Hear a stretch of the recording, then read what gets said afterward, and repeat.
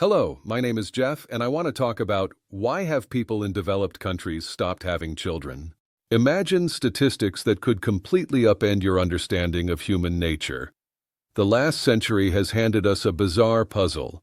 The smartest nations are dying out, not from wars or plagues, but from their own success.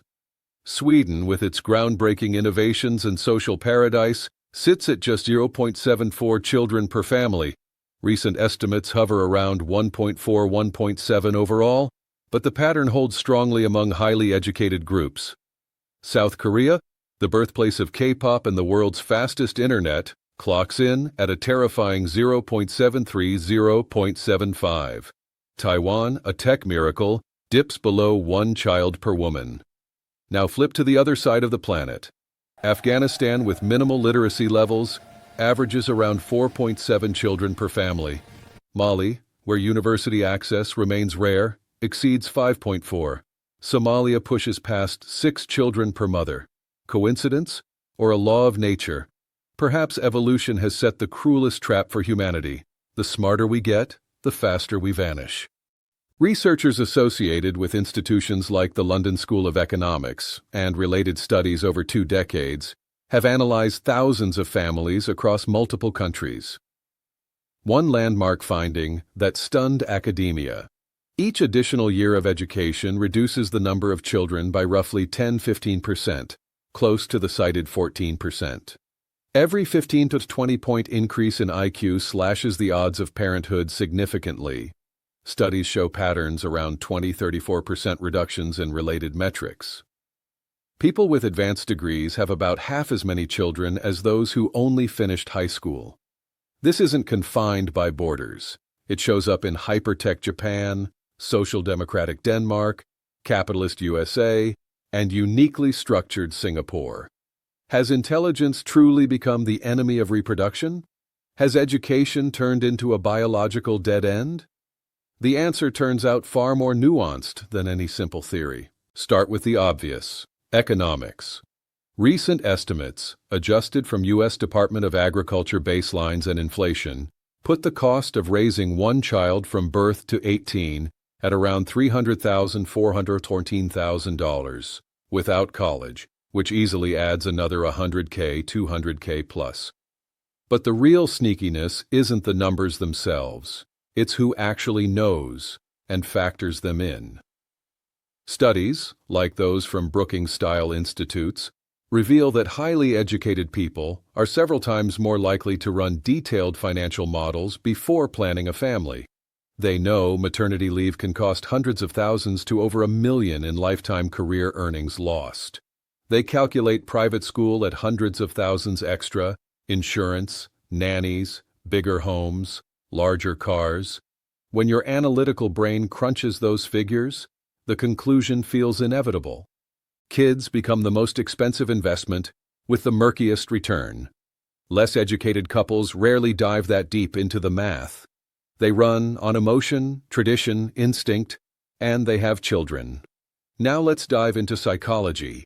Research from places like Harvard School of Public Health has identified what psychologists call analysis paralysis in reproductive decisions. Sound familiar? You overanalyze a future choice so thoroughly it becomes an endless maze of what-ifs. Smart people lean toward extreme planning. They don't just want to be parents, they want to be perfect parents. They devour hundreds of studies on child development, master Montessori and Waldorf methods, map out educational strategies from infancy to university. They weigh genetic risks, environmental threats, social trends. And what happens?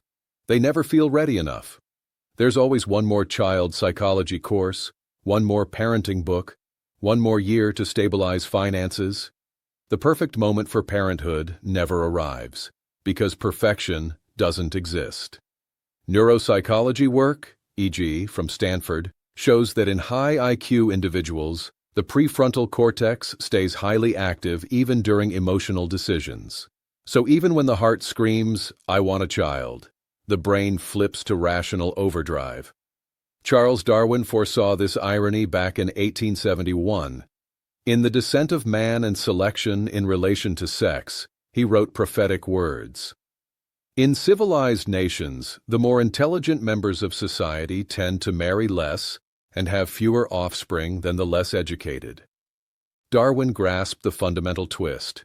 Civilization creates conditions where reproductive success begins to decouple from the very traits, intelligence, education, foresight, that made civilization possible. For millions of years of evolution, intelligence was a direct path to reproductive success. Smarter ancestors hunted better, dodged dangers more effectively, cared for offspring more successfully. Intelligence meant survival, and survival meant passing on genes.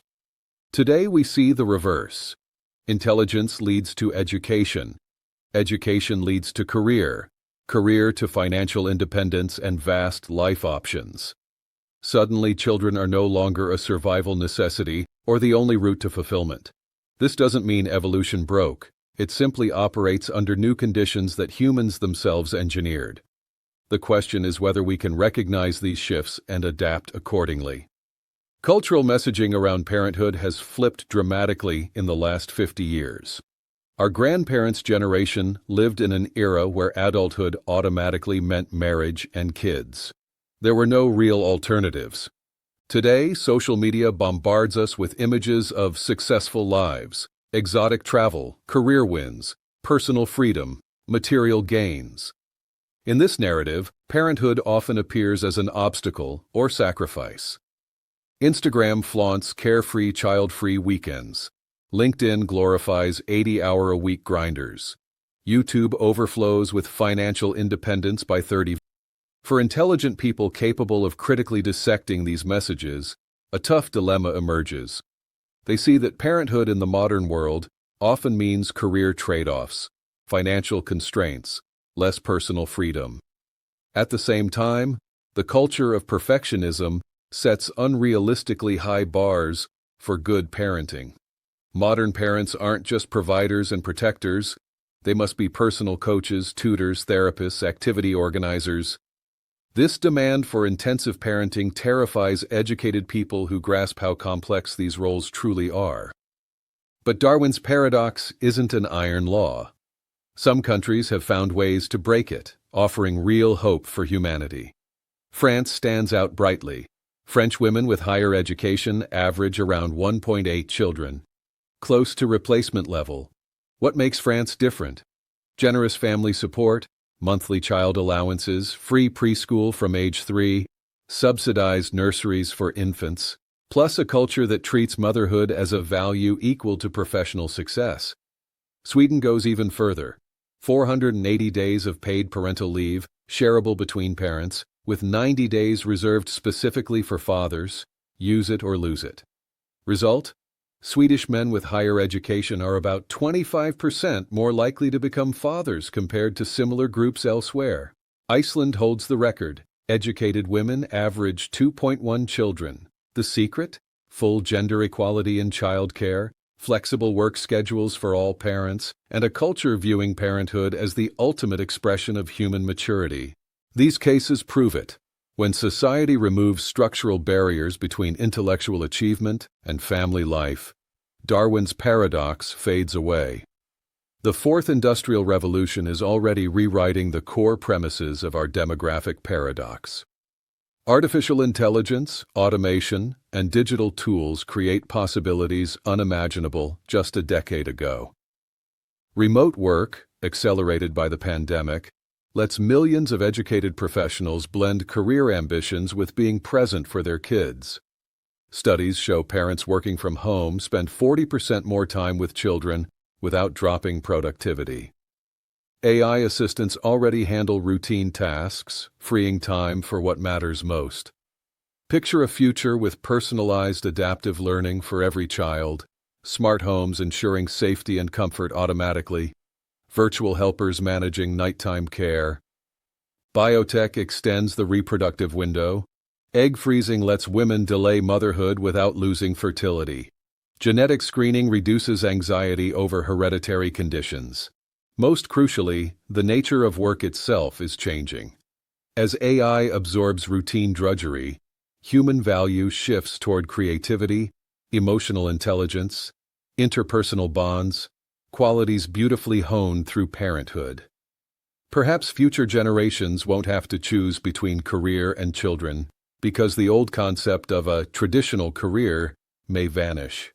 Weighing all factors, 3 plausible scenarios emerge for this demographic paradox. Scenario 1. The Great Filter. The paradox deepens. Developed nations slowly fade away, replaced by less educated but more fertile populations. Civilization declines not from catastrophe, but from its own success. This isn't inevitable, but it's possible if we take no active steps. Scenario 2. The Great Adaptation. Technology and social innovation fully resolve the conflict between intelligence and parenthood. AI and automation make child-rearing easier and more joyful. Societies reorient around family support. Educated people start having more children again, but under transformed conditions. Scenario 3. The Evolutionary Leap. Natural and artificial selection forge a new human type. High intelligence fused with strong parental instincts. The next generation becomes both smarter and more family-oriented. This takes the longest, but could prove the most stable. Which path unfolds depends on choices we make today, as individuals, societies, and a species. Here's the question every one of us should wrestle with. Do you feel this inner tug-of-war between chasing intellectual and career peaks and the deep urge to pass something meaningful to the next generation? Maybe the real issue isn't that smart people don't want kids. It's that our society has manufactured a false choice. We've forced people to pick between developing their minds and continuing the lineage, even though historically these two went hand in hand. Can you picture a world where the most educated are also the happiest parents? Where university professors raise 4 kids, and Nobel laureates take pride not just in discoveries, but in thriving lineages? That world is possible. France, Sweden, and Iceland have already shown glimpses. Technology unlocks new doors. Evolution keeps moving. What do you think? Is Darwin's paradox a genuine existential threat to humanity's future, or just another hurdle our species will overcome, like countless others before? Are you ready to help solve this riddle as part of the generation that cracks it? Share your thoughts in the comments. Tell us how this paradox shows up in your life, your friends, your families. Your perspective or experience might just be the missing piece to one of modern civilization's deepest mysteries. Thanks for spending time on these reflections. This touches every one of us, whether we have kids or not, because humanity's future is all of our responsibility. Hi, my name is Jeff. Today we're talking about America of 20s. Picture the United States 100 years ago. Cities are growing faster than anyone can control. Factories run day and night. Electric light is still a novelty. Radio feels like magic. The 1920s are often remembered as glamorous. Flappers, jazz clubs, champagne towers, the birth of modern America. But beneath that polished image was something else. A society experimenting blindly with science, technology, health, entertainment, and morality. Rules were weak, knowledge was incomplete, and people were willing to try almost anything. What you're about to hear isn't rumor or myth.